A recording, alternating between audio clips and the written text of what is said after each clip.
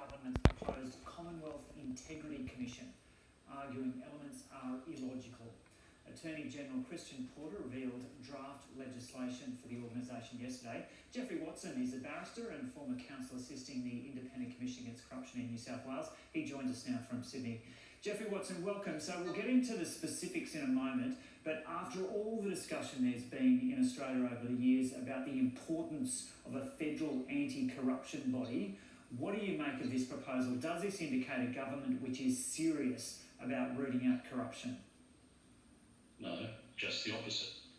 This is a hopeless model, and quite frankly, it would be better not to have a commission at all rather than have this particular model. So let's get into some of the aspects of this now. This body would be split into two divisions, one investigating enforcement agencies like the Federal Police and immigration officials, and the other looking at the public sector and MPs. Can you see any valid reason for that? No, I've never seen such a model anywhere in the world. And I'll say this about it. The people in law enforcement might have good reason to regard the Attorney General as their national head. What are the circumstances which would justify them being treated at one level, at one standard, but the Attorney General himself being treated at another lower standard? It's ridiculous. So the difference appears to be that the one looking at the public sector won't have the discretion to hold public hearings. What do you make of that setup? Well, that's not the only difference, but quite frankly, there are important structural problems before you get to that. The fact is that these agencies only work by way of referrals, and what the Attorney General has done is proposed a model which would only permit referrals by, in effect, ministers or politicians. In fact, if the Auditor General, who's done so much good work of late, recognised a problem, the Auditor General couldn't make a referral. The Auditor General could only report to a minister and then keep his fingers crossed that the minister acts upon it. So even at the first hurdle, it collapses. And so taking that into account, what are examples of some recent investigations that wouldn't have happened under this proposed setup? I don't know what role this commission would have. I'll just give an example in answer to your question. Robo-debt couldn't be looked at. Great Barrier Reef Fund couldn't be looked at. Grassgate couldn't be looked at. The money which was spent excessively at Leppington Triangle or on that water, which was or was not purchased in northern New South Wales, couldn't be looked at. Leppington Triangle couldn't be looked at. The threshold here is that when you go to this proposed commission, you have to establish that, to the mind of the commissioner, there are reasonable grounds to suspect a crime has been committed. Well, how can you do that without conducting an investigation to look at the facts and to find out whether there is evidence to support it? It's self-defeating. What about, for example, the preliminary work that the Auditor General has done recently? Wouldn't that provide reasonable grounds? No. If you look at it, the Auditor General, who's got a very confined and refined task, dealing mainly with accounting matters, looked at matters and found very bad administrative decisions. But that's not necessarily corrupt, nor is it necessarily criminal. You can only produce those figures and say, this warrants a further examination. If that went on to Mr. Porter's commission, I suppose the commissioner, in application of the constraints placed upon him or her, would have to say, yeah, sure, that looks bad, but how can I reasonably suspect there was a crime? It's only by looking at it in detail that you can find that out. Joe, can I just remind some of your viewers, there was a famous inquiry conducted by the late David Ip into the Obeid family. That commenced following an anonymous tip-off. Now, that matter would be excluded from the Commonwealth proposal. Couldn't look at it. And so how do whistleblowers factor into this, if at all? A whistleblower could, I suppose, go to a minister and ask the minister to report it. But of course, depending upon your politics, that's just not going to happen. Yeah. What about the provisions around retrospectivity? Well, that's just appalling. The way that this commission would be set up, it would actually prohibit the commissioner examining matters which had happened in the past. So those matters that I mentioned before, and I could add a stack to them, Joe, we're never going to find out what really happened. It's all going to be shut out of the Commissioner's purview. But is this better than nothing? No, it's worse.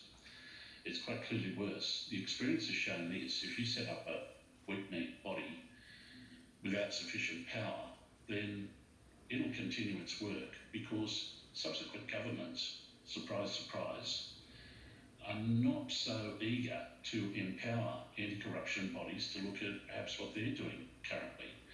The experience here in Victoria, where there was a relatively weak body set up, in South Australia, where there was a weak body which excluded public hearings was set up, is that even though oppositions complain about that, once they get into power they don't make the changes which are necessary.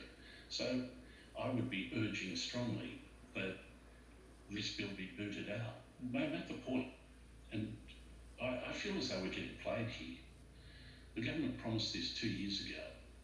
They've now said there's a consultation period of 6 months. There won't be anything on the floor of the Parliament until mid-2021 at the earliest. So in the meanwhile, lots of time has gone by. Delay has been in the interest of this government in denying these sorts of investigations. I'm really very disappointed. Helen Haynes, from the independent member for Indi in Victoria, introduced a bill last week. It's good, it's powerful, it gives proper powers to an independent body. It should be the one that's picked up. I'm certain, for political reasons, this government will not do so. What do you mean by the delay has been in the interests of this government? Do I have to list them again? Great Barrier Reef Fund, Grassgate, I won't go on. It's just been scandal after scandal. The last 2 days in the Sydney Morning Herald, it's impossible to get through the first 7 pages of the paper without seeing 2 administrative or political scandals, 1 or 2 scandals of that kind on each of the first 7 or 8 pages of paper. For various reasons, governments around Australia are probably functioning at a lower level of integrity and transparency than they have since I've been watching this area, that's for sure, and maybe since the Second War. And so are you suggesting that this government has purposefully delayed the introduction of this body because it's concerned that things that issues it may have been involved in would be subject to hearings by such a body? Yes. It's exactly what's happening. I'll go further. The introduction of this bill, only a few days after Ms Haynes introduced her bill, is just designed to take the sting out of the argument that they're doing nothing. But if this bill ever passes, they'll be laughing all the way. Well, I won't go further. They'll be laughing about it because, quite frankly, it's just creating a toothless tiger. I said that they costed it $147 million. Perhaps we could get the Auditor General to look at that, because that looks to me like it'd be a waste of $147 million.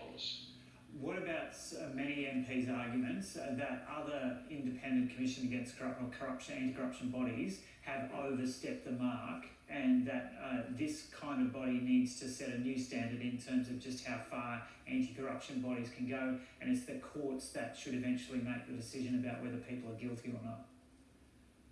Well, I hear a lot of that bleeding, but they never give you the examples to support that actual case. The fact is that there are very rare instances of that. Quite often they're technical, not substantial.